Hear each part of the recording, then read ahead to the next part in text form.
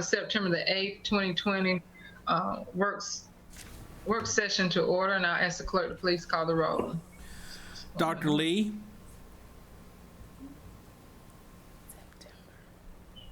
Here. Ms. Walden? Here. Ms. Shinholster? Here. Mr. Reynolds? He's not here, is he? Here. Oh, okay. Mr. Mullins? Here.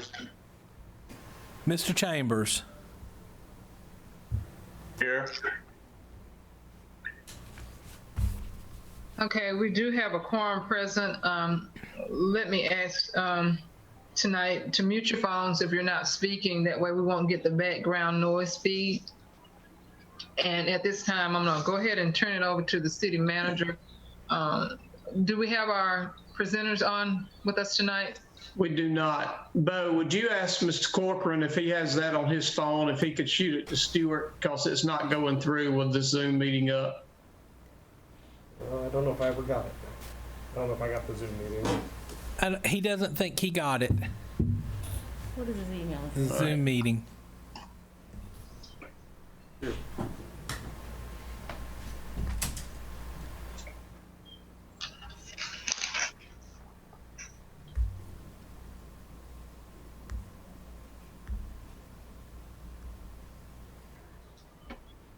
Give me just a minute, Mayor. Let me see if I can get that link sent back to Mr. Dugan. Can you send it I to can him? send it back. I can send it to him, Hank. Yeah, thank you.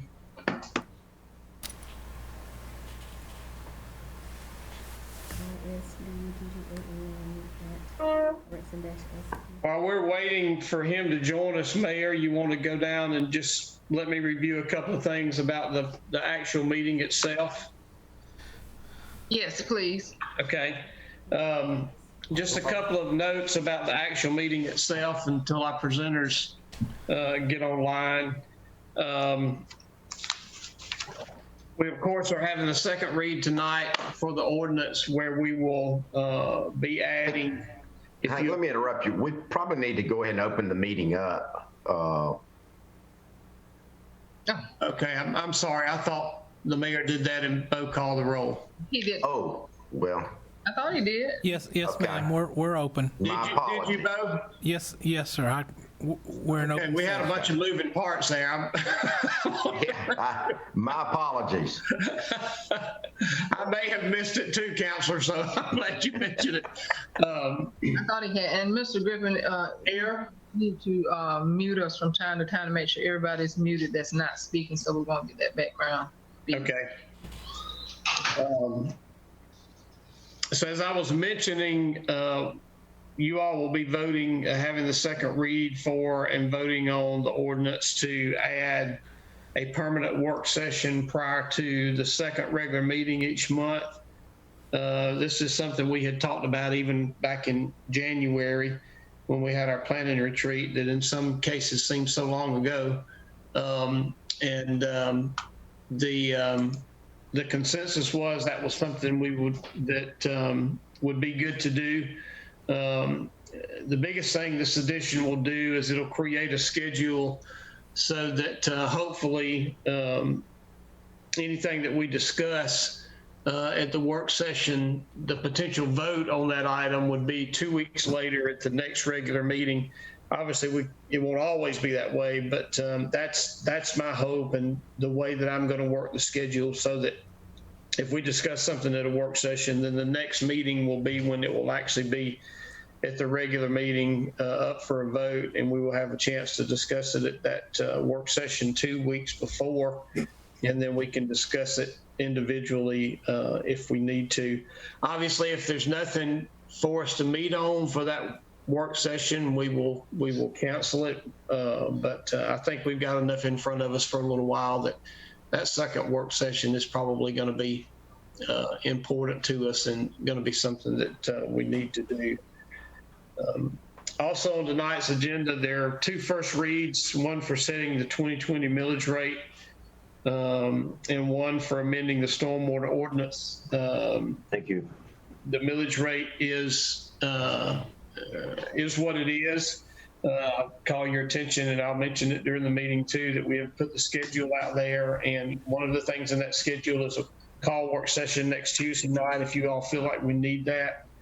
The other first read is on the stormwater ordinance, amending it to take care of the situation that we discussed when we had our emergency meeting a couple of Fridays ago, where we're dealing with stormwater infrastructure in the right of way, and we need to do something to something that a property owner has built in that right of way in order to get to what we need to do. And that would, obviously, the cost would be borne by the property owner to replace that piece.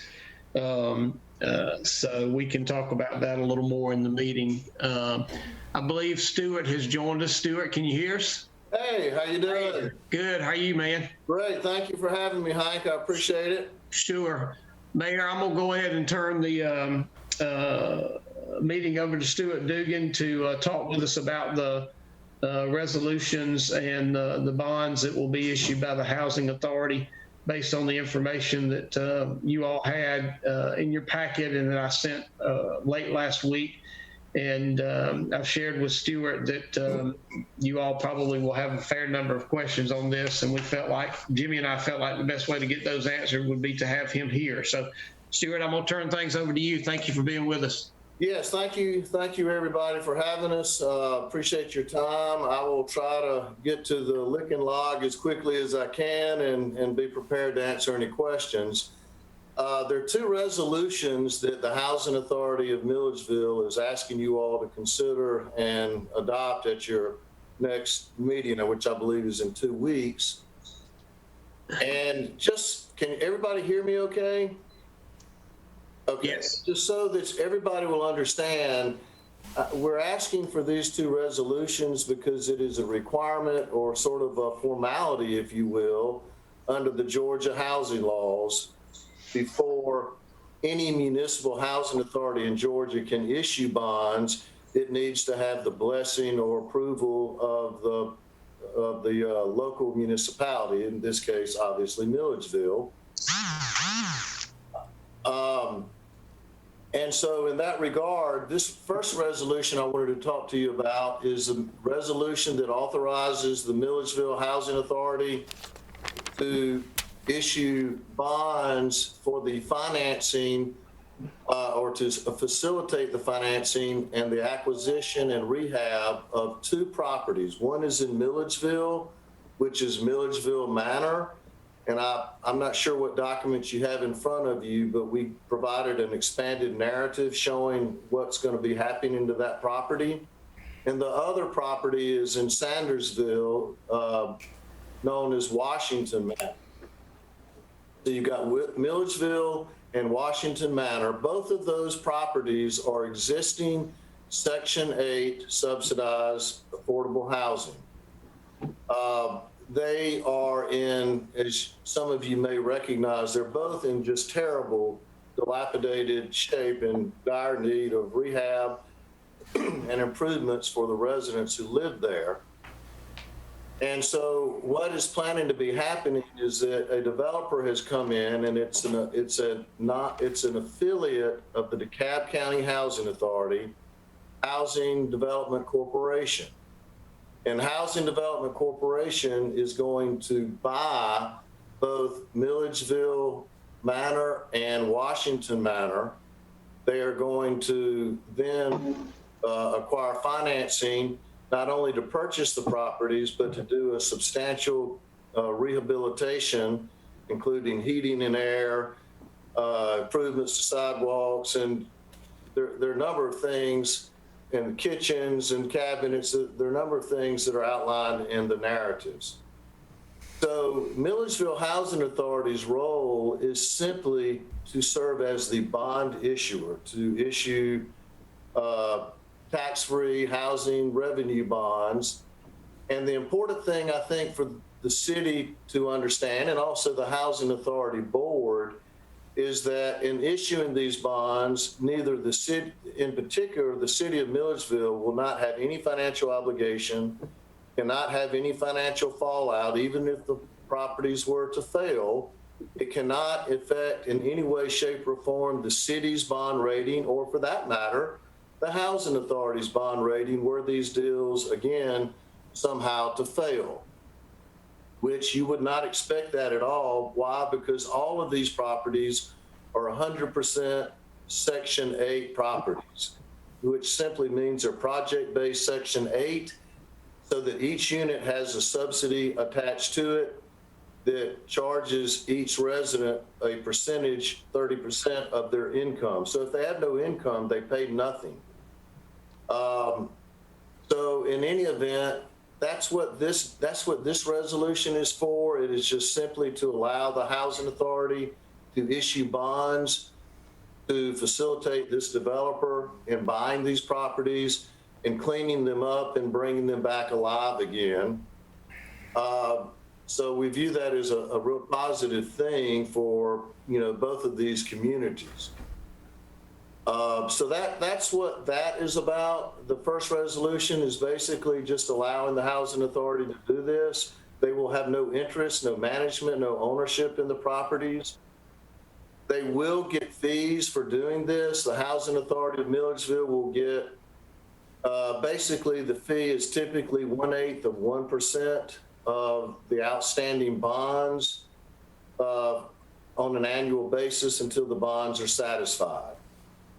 In raw numbers, what does that mean? I have not crunched the numbers on that candidly, but I think this bond issue is not to exceed about 24.7 million. So, I would expect the housing authority to get several $100,000 over a 10-year period. And John Corcoran, if he's here, he may have some more detail on that, but that's the essence of it. That's historically what housing authority's role would be in this situation.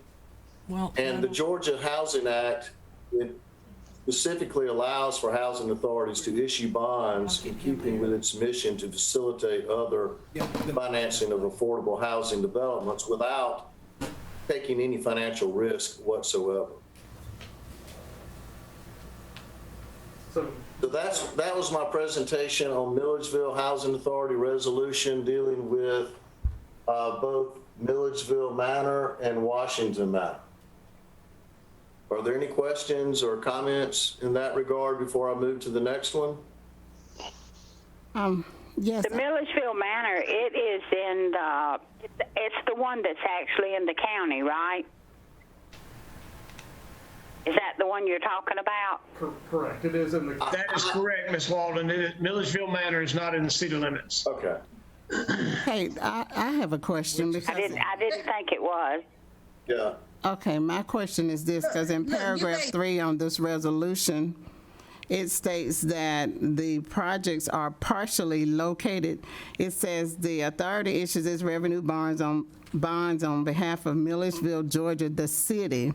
The projects are partially located in the city. They're not. Not partially, not no way, not any way. So my question is, why are we doing this? Why are we adopting a resolution that states this and that's not true?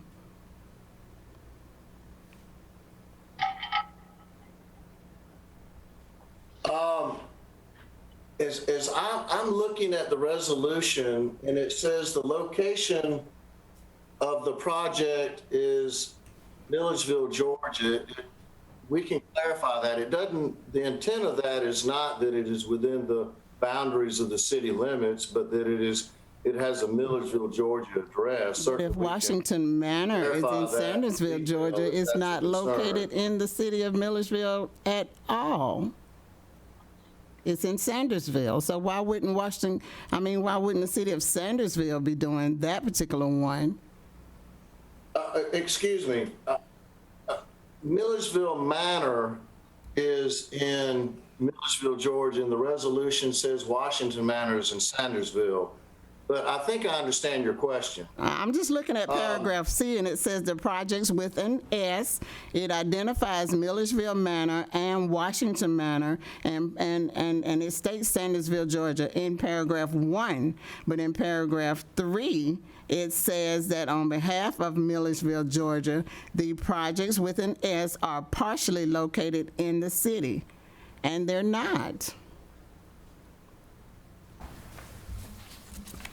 Yeah, I think the short answer is we'll get that corrected for you, but we do recognize that they are not, that the project is in the, Milledgeville Manor is not in the city of Milledgeville, and then, Washington Manor is in Washington County. correct, we'll get that revised. But I just don't feel like we need to be adopting a resolution that's not correct.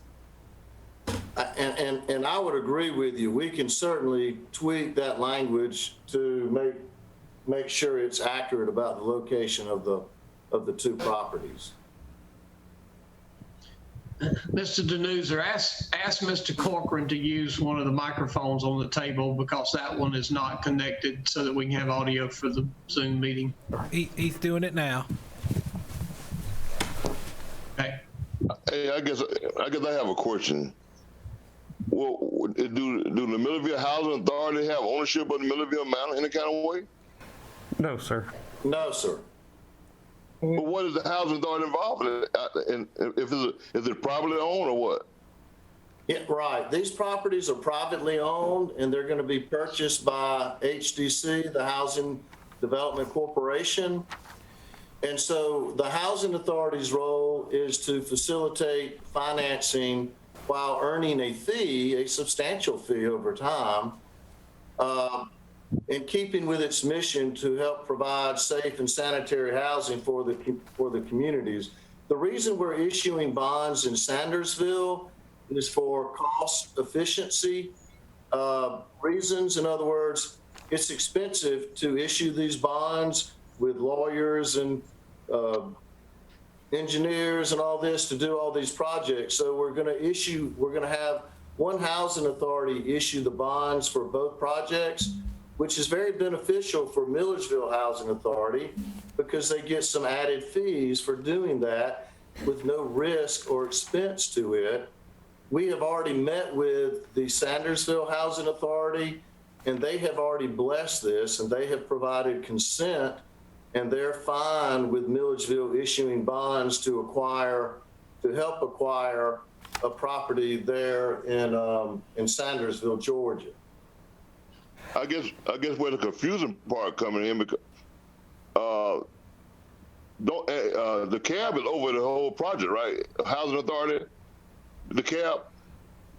Yes, the Cab Housing Authority is buying these two properties. That is correct. But why they don't issue the bond? Guarantee them. Well, there's no guarantee from the, there's no guarantee from the housing authority or the city. So the Milledgeville Housing Authority doesn't guarantee these bonds, nor do the city. The lead and putting up all the guarantees for everything on the project. And the reason they're not issuing bonds, I suppose, is because if they do that, they will be basically taking money out of your community or from the housing authority in Milledgeville. I would think that, I mean, since I represent Milledgeville Housing Authority, I would like to see it benefit and get cash and money for doing this when there's no financial risk or exposure to it. So, rather than DeKalb come in and issue bonds in two different territories. So can I add that? But to your point, in theory, if Milledgeville Housing Authority would consent to it, and if also Sandersville Housing Authority would consent to it, DeKalb could also issue these bonds. But that would deprive your community or Milledgeville Housing Authority in particular from getting bond issuer fees. So this is John Corcoran. I do want to say that DeKalb did approach the Milledgeville Housing Authority. I'm really confused. I'm really not understanding what is going on here. Is she not? I'm sorry. Mr. Griffith, we got a lot of feedback going on. There's more than one person trying to speak at the same time. And so we can't, I know Dr. Lee, allow Dr. Lee to get her question in, because she's been trying for a moment, and I want her to get that question in prior to Mr. Cochran speaking, please. Go ahead, Dr. Lee. He heard you. No, I'm just not understanding what is going on. First of all, it's made mention of the Washington Manor and also the Milledgeville Manor. Well, Washington Manor is in Sandersville. I don't understand what the connection, how Milledgeville, the city, is involved. And then the manor is the county. I understand in your presentation, you said that no one, if things fail, we would not be held liable for anything. But the cap is over this. So why is it that the city is asked to do bonds? Apparently I'm missing something. I just want some clarification. Can I say something? Dr. Lee, can you hear me okay? Could you help me if you heard what that question? Are they not hearing us? Yes, she was simply asking if this is a DeKalb Housing Authority project, why are they not the ones issuing the bond? Same thing Mr. Mullins asked. She just needed some clarification on that. So this is John Corcoran. Can you hear me all right? So I do want to say that DeKalb County did approach the city, the Housing Authority of Milledgeville about issuing the bonds for this project. The Milledgeville Housing Authority asked to be the issuer. So, and then because it is the revenue for the Milledgeville Housing Authority, there is no risk to the Housing Authority, and the Milledgeville Housing Authority board is on board with this transaction, and they have fully approved it and supported it to this point. And I would say that, so the question about Milledgeville Manor being in the county, so Baldwin County only has one housing authority, which is the Milledgeville Housing Authority. So if there's not a housing authority that represents the county or a municipality within the county, another housing authority can issue bonds in that area. Or likewise for Sandersville, the Washington County and the city of Sandersville did not want to issue the bonds, or the housing authority did not want to issue the bonds, and they asked that the Milledgeville Housing Authority take on that role for them. So we've gone through the approval process through the city of Milledgeville, through the city of Sandersville, the Sandersville Housing Authority, the Milledgeville Housing Authority, and so it's not really taking on debt from the city standpoint. It is a pass-through obligation of the Milledgeville Housing Authority, of which it has no risk in the transaction. Okay, my question, can you all hear me okay? We can, Ms. Shinhousen. Okay. My question is this. I understand that Milledgeville Housing Authority is acting as the agent for the other two entities. I do understand that and how that works in order for them to receive the revenue as the lead agent and as the issuer. My question was, and you kind of answered it, if it's been approved through the city of Sandersville, because I just want to make sure that they're on board with that. But the other question is this, Mr. Duggan, I think that you said that DeKalb was going to buy, because Mr. Mullins asked if they were owned by private individuals. And you said they're going to buy. So that's telling me that they haven't purchased it yet. So we're issuing bonds on behalf of individuals. Am I right? Is that what you're saying, that Milledgeville Housing Authority is going to be issuing bonds for private individuals? Or will that take place? Because it seems like to me that we're doing something before the transaction for them to purchase it is finished. But we're saying that it's owned by HDC. Okay. The HDC has not purchased either one of these properties yet, but at the closing, there will be tax credits issued and also bonds issued and sold, and as some of the sources to facilitate the financing on both of these deals. And basically all the financing is going to be backed by HUD and is premised upon each of those project-based Section 8 vouchers that are that are part of a HUD program, a house choice, a HCV or house choice voucher program that HUD implements. Okay. So these projects will be continued to be run for the benefit of those persons of low income, those persons most in need, except, and they will have the right, they will be able to stay there and to return and to basically rehab in new units. Any relocation costs will be paid for them as a part of the budgets, so as not to inconvenience or put anybody out temporarily while the new construction goes on. And these properties will continue to be operated, albeit in a much nicer and in a more modern and new condition versus the way they are now. So basically, they're going to be continued to operate as a low-income housing or affordable housing projects just as they are now, but they will have new ownership, which will be Housing Development Corporation, and Housing Development Corporation will be responsible for managing the properties and ensuring that all the debt obligations are satisfied and paid, and putting up all the guarantees to ensure that takes place.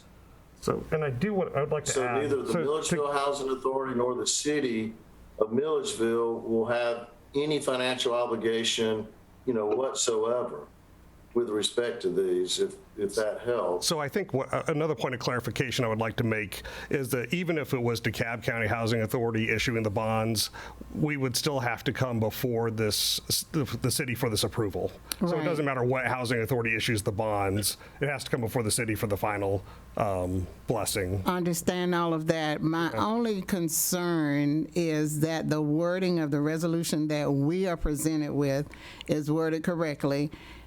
It states that it's owned by HDC Washington Manor. You all are saying that they don't own it yet.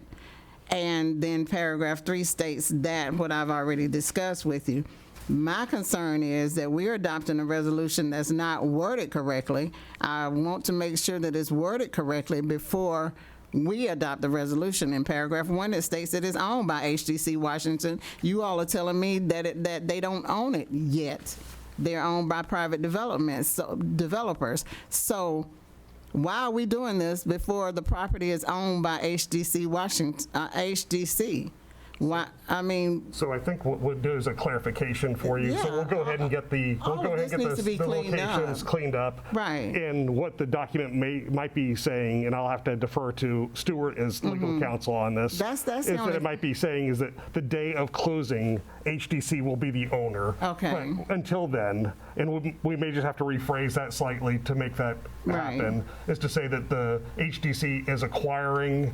And this transaction's the closing will facilitate the transaction because the closings have to happen simultaneously. Right. So when we close on the bonds, we'll close on the real estate to buy the property. Okay. I just want what we adopt effective today will be worded the way it is effective today. That way, if somebody comes back later on and say, well, you all adopted this resolution on October 13th, but the property wasn't acquired by these people until November the 10th, then we're going to be made to look like idiots because we adopted something that's not legal. Yep, I understand. We will get that corrected for you, and we can make that as a condition of the approval if that's what the city so desires. I think those are great points.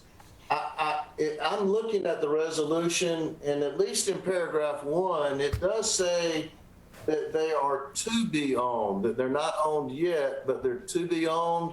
But nonetheless, I think those are wonderful points, and certainly I can fly-spec this document and make sure that it is exactly accurate as you have just pointed out. Yeah, that's my only problem. And also, the Milledgeville Manor is not the city. That's right. I'm gonna make that adjustment as well. Mm-hmm. Denise, we're not adopting these tonight. Okay, I just I just want since we're having the discussion for it to be. Well, that's why we're having this discussion. That's why we're having this discussion tonight, because we will adopt them. They will be presented for your consideration at our next meeting. Okay. They're not on the agenda for tonight. And our anticipation is that Stuart will send us cleaned up copies prior to that time. That will be fine. Thank you. I'm good with it. Sounds like Main Street. I appreciate those comments and helping me get this in the right exact form. That's very helpful. Sounds like to me, Stuart, one of that some of the bond proceeds will actually be utilized to purchase the property. Is that correct? That is correct. Okay. Okay, and I'll segue now into the second resolution. And the second resolution is basically the same type of resolution as the one we just discussed, in that, again, the Milledgeville Housing Authority, before it can issue bonds on any deal, they have to have the blessing and the permission of the city council. So specifically, this second resolution deals with the Milledgeville Housing Authority's own property and its own low-income housing tax credit deal that it is working on right now. And it is partnering with DeKalb Housing Authority or its affiliate, Housing Development Corporation. And this is a development that's been worked on for, I think, several years now, where the Housing Authority has a sort of a development plan with multiple phases, where they're going to start with renovating and rehabilitating Milledgeville Manor, known as Robert Graham at Orchard Hills, which is there in Milledgeville. And so the first phase, we've already gone through and advertised this in your local newspaper. And the Housing Authority of Milledgeville has an agreement, a document, which I shared with the city council and Mr. Griffith, that outlines the terms of that deal. And in a nutshell, in order for Milledgeville Housing Authority to rehabilitate and to have tax credits issued from the Department of Community Affairs, it is required by the Georgia Department of Community Affairs to partner with a licensed or a seasoned developer who has capacity or who has the proper experience in the Georgia Department of Community Affairs eyes. So that's why Milledgeville has selected and is partnered with HDC or DeKalb Housing Authority.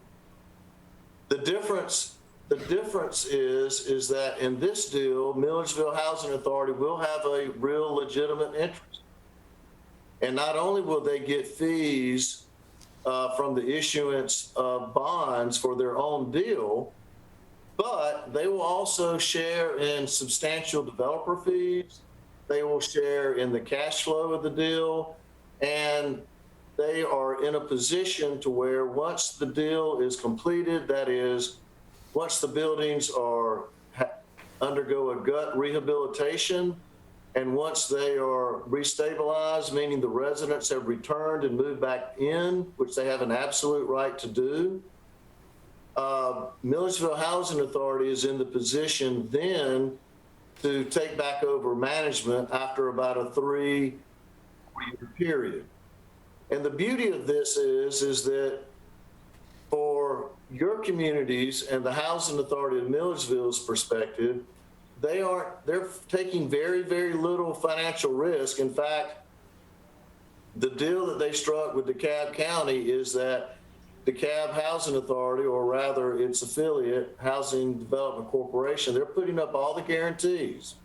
They're putting up all the guarantees on the tax credit, the delivery of the tax credits, the construction guarantees. So, for example, if they get in there and there are construction problems and there are construction overruns and costs that exceed the contingency, Housing Development Corporation is going to have to stand behind that and complete the project out of their own pocket in theory. And that's what these documents provide. They've got to make sure that it's fully leased up and stabilized. And then at that point, if Milledgeville Housing Authority will do its homework and get they're people trained to manage a tax credit property. They can come back in and manage their own project and have control of their own project. And then Housing Development Corporation will exit and they will bow out. Basically, DeKalb Housing Authority or Housing Development Corporation is going to do a turnkey job and ultimately turn the keys over to Milledgeville Housing Authority.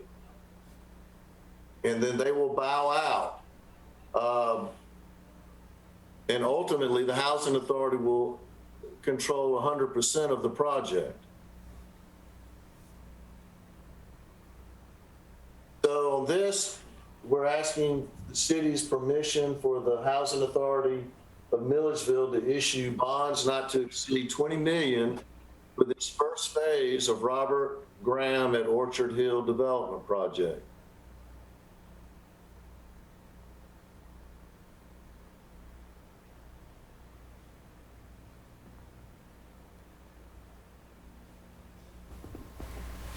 Anyone have any questions for Mr. Dugan on that one? I've got one more question. The proceeds from issuance of bonds on both the bonds, those proceeds, are they, what is, how is it governed on how those proceeds can be used? And is it up to the housing authority to turn around and use those proceeds in a specific manner? That's a great question.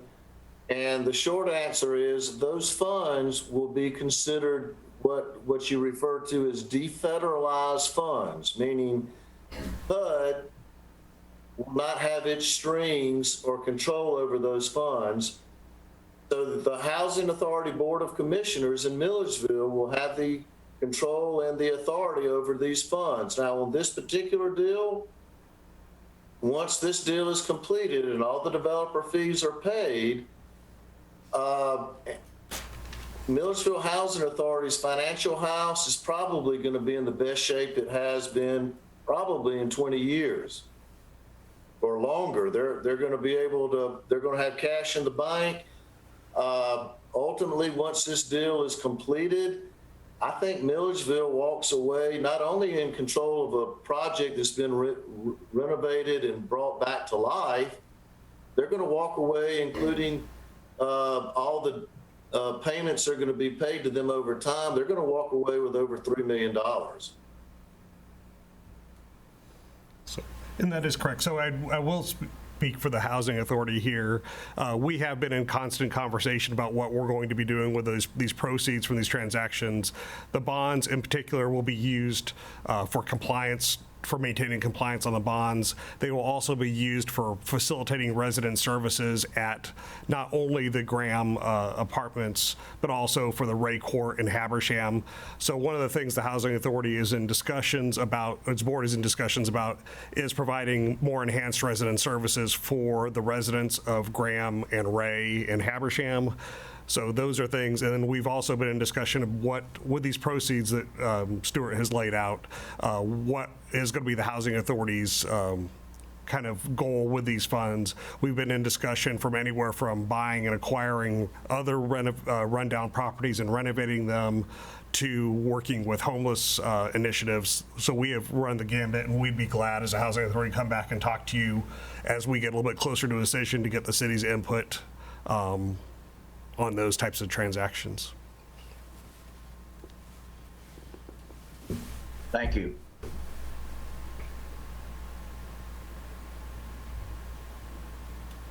Are there any more questions from council for Mr. Dugan or Mr. Cochran?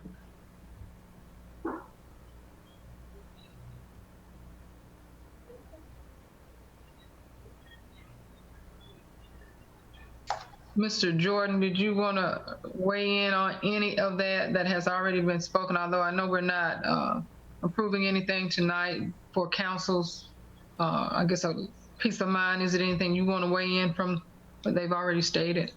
No, ma'am. The only thing I would say is that obviously, Stuart, as soon as you can get those revised resolutions to us, or particularly the one dealing with Milledgeville Manor, so we can get those distributed and Mr. Griffith and I can take a look at them. I think that'll be most helpful in case we have some additional questions that we can get resolved within the next 2 weeks.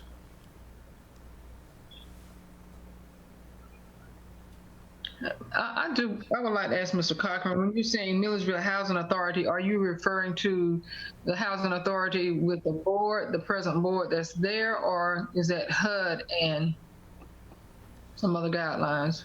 So it's the Milledgeville Housing Authority Board as it is. So when the Graham transaction converts through the RAD or Rental Assistance Demonstration Program, the Housing Authority itself will be more or less out of the control of the housing, out of HUD. So we won't be having as much oversight from HUD as we previously had. Granted, they will still continue to have oversight in the fact that the Housing Authority will have HAP contracts or housing assistance payment contracts with Milledgeville Housing Authority to administer to these properties. So they will have some oversight there, but not the same oversight as they did with the public housing that was once there.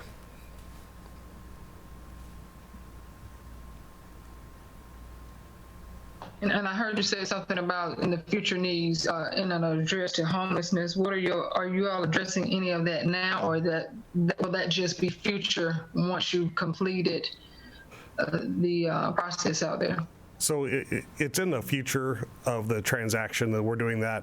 Right now, all the funds that the Housing Authority has are basically controlled and governed by HUD to be used for the public housing, and we don't really have much discretion over how proceeds can be used outside of the public housing. But once the transaction happens, then we get to have a say into what we do as far as if it's going to be for homelessness or for home ownership or for fixing up additional homes. It's really up to the board and and to a certain extent to the city to help guide that. I guess I have one more question, and we can move on with this. You were talking about the affordable income and the properties, and if it's overran, I think I heard Mr. Duggan state that if the proceeds or whatever you put in it is overran, then the question I want to ask there is how the people that are there, and you said their income, their rent, or whatever you're stating would not change, and once they come back into that area, so will that cost be passed on to your residents there, or it will remain the same? If they go in at XYZ dollars, they're going to remain XYZ dollars, or will there be a time in there, a time frame, as to whether or not they can go up and down on? So there's two parts to that question. So the rent that the resident pays is dependent upon their income. So right now it's 30% of whatever their income is, and if they have no income, I think they pay a nominal fee of $50, if I remember correctly. So what their income, their portion of the rent changes depending on how much income they're making at the time. So that's issue one. So it just really depends on what they make. The secondary issue that you brought up there is the rents. The rents will not change for a resident that was moved to market. So say somebody did have 100% income, any rent increase that they have would have to be phased in over 3 years. So that they would have a chance to work up to that income and not be hit with it, or with that rent and not be hit with it all at one time.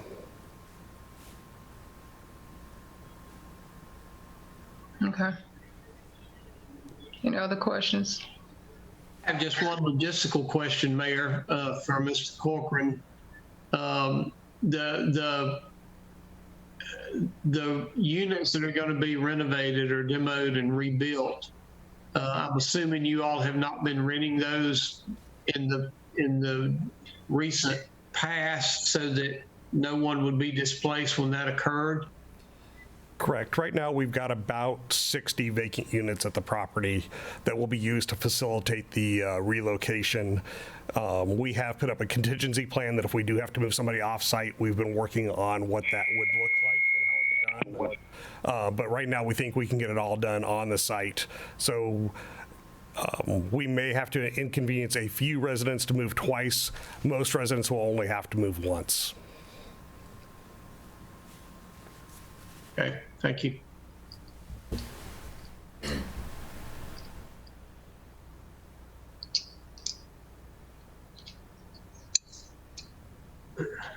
That appears to be all of the questions, Mayor. Okay.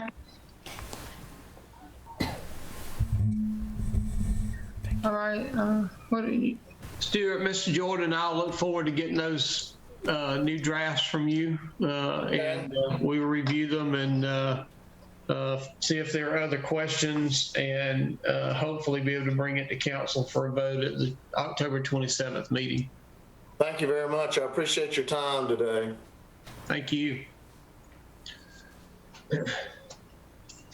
Mayor, I had already covered most of my comments that I had after the presentations. Mr. Jackson, Jonathan Jackson, still has not joined us, so evidently we will not be having a presentation from him tonight as anticipated. He did send out some project information via email to everyone, so you have that, but I will definitely be on the phone with him to determine why he did not join us tonight as we were expecting. But I mentioned the one ordinance we have for the second read and hopefully adoption tonight on the addition of the second scheduled work session of the month. And then the other two ordinances that we have first read on, we can discuss those during the actual meeting themselves. So with that said, that's all I have to cover for the work session.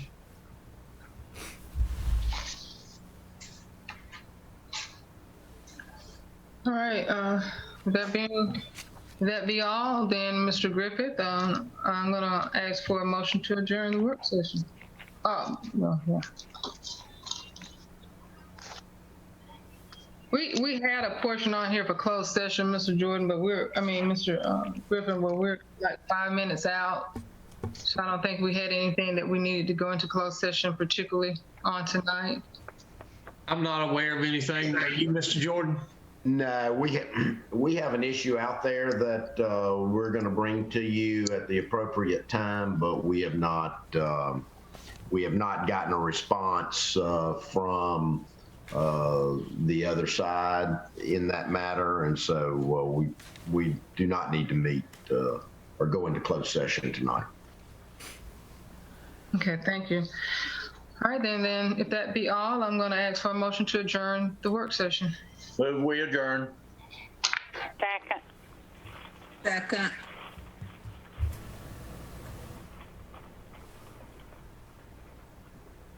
Meeting adjourned.